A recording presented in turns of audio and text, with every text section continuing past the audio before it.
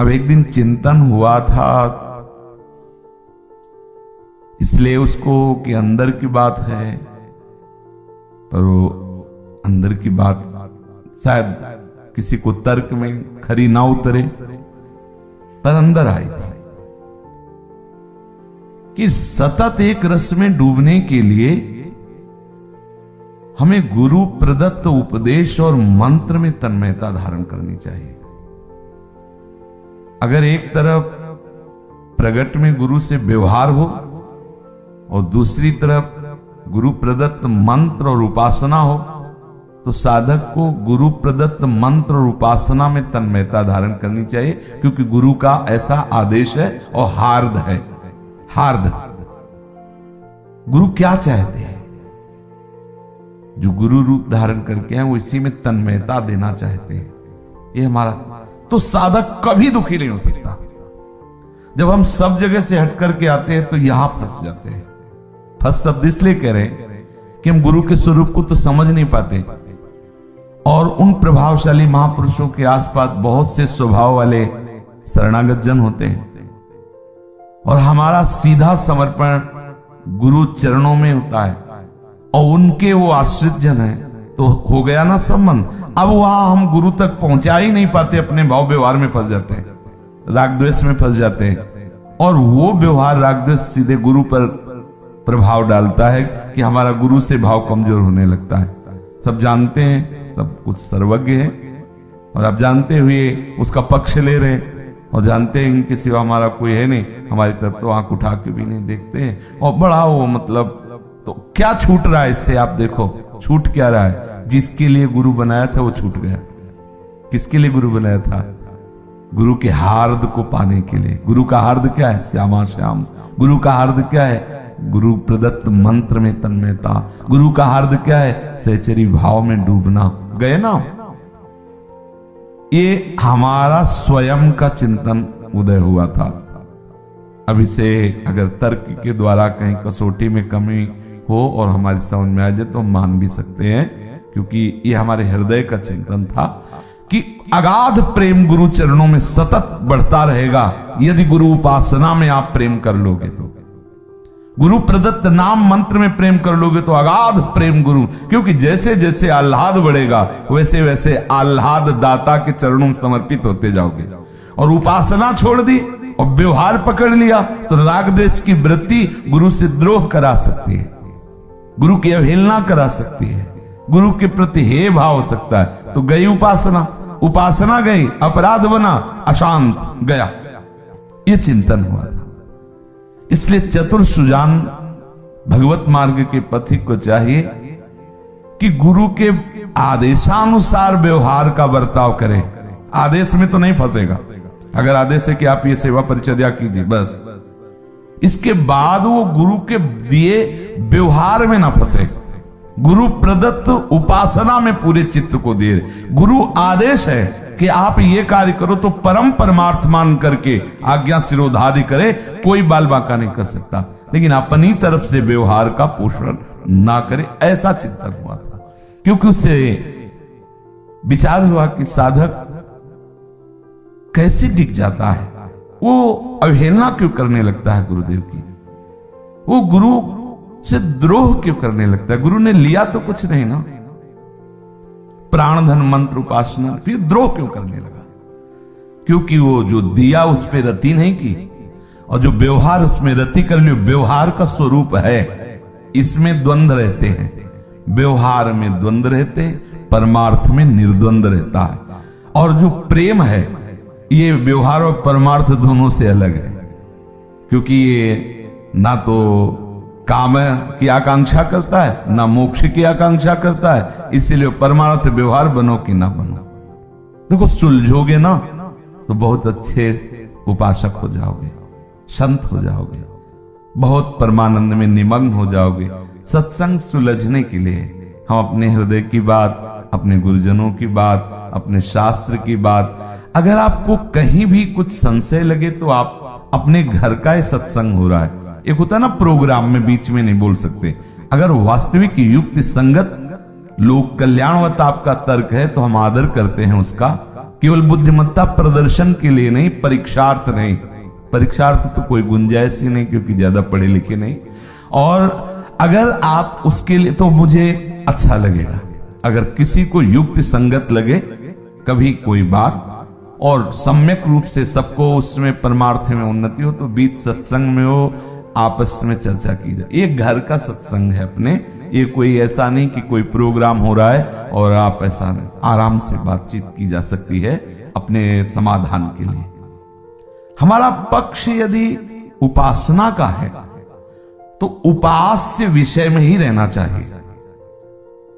और कभी भी किसी भी गुरुदेव ने आज तक ये आदेश कहीं भी नहीं दिया कि आप उपासना को भूलो और मेरे में लगो, कभी नहीं।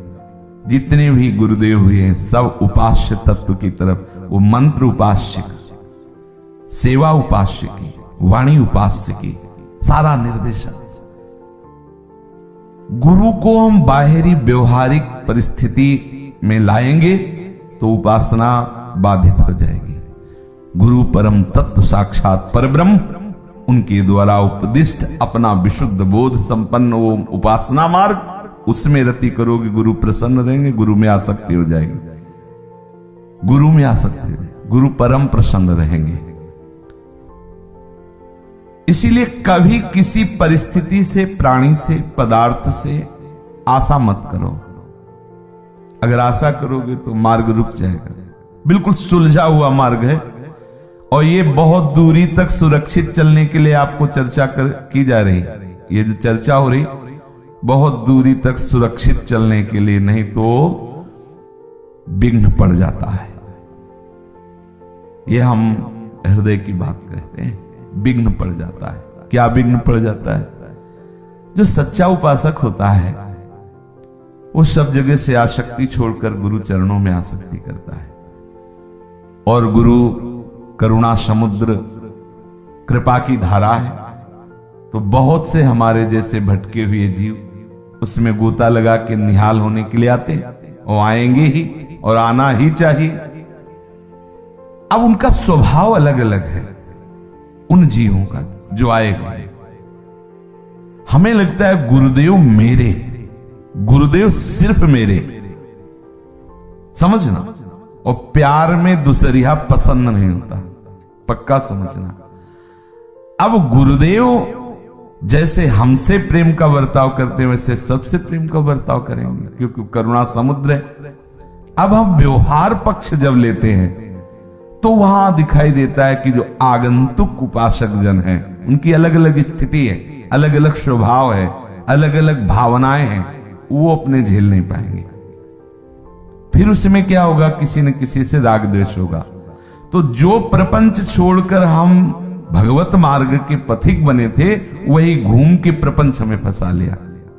बहुत बड़े संत के आश्रित जनों में एक दूसरे की खोपड़ी फोड़ते हुए दृश्य देखा गया, एक दूसरे को बिजली का करंट लगाते हुए देखा गया।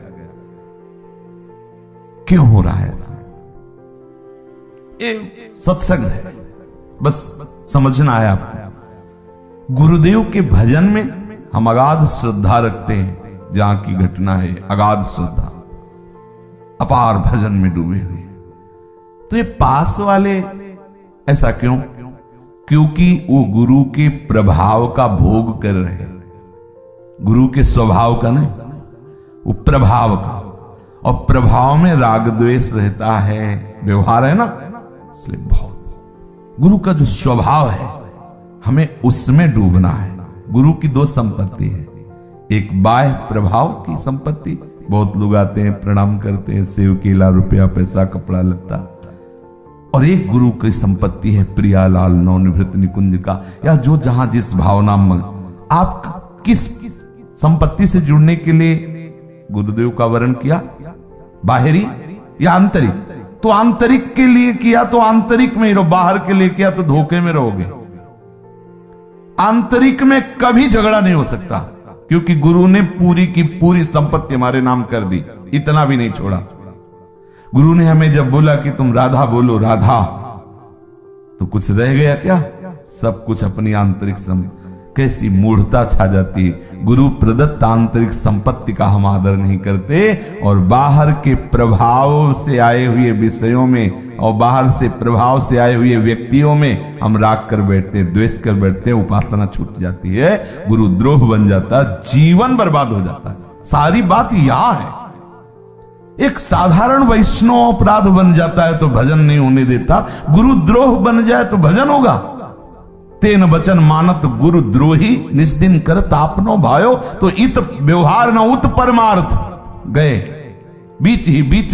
ये बहुत डरावना विषय है, इसे बहुत सुलझ करके, क्योंकि यहां तो गुरु कृपा से ही मार्ग खुलता है, जो भगवत मार्ग है, गुरु कृपा ही केवलम। तो आप अच्छे से समझ लो, आपको कभी कोई गिरा नहीं सकता, आपको कभी कोई रोक नहीं पाएगा परमार्थ में, यदि आप ये बात मान लें। और आप सच्ची मान लेना, अगर गुरु बुला के हृदय से न लगाए तो हमें बताना। आप केवल गुरु प्रदत्त उपासना में दृष्टि रखना, गुरु की आंतरिक संपत्ति पर दृष्टि रखना, फिर आपको कोई न परास्त कर सकता है न रोक सकता है, और गुरु हृदय से प्रसन्न हो जाएंगे, क्योंकि गुरु वही है जो शिष्य को भगवत प्राप्ति करा दे, जो शिष्य को भगवत भजन में मगन कर दे। और यही हर गुरु की हृदय की आकांक्षा होती है।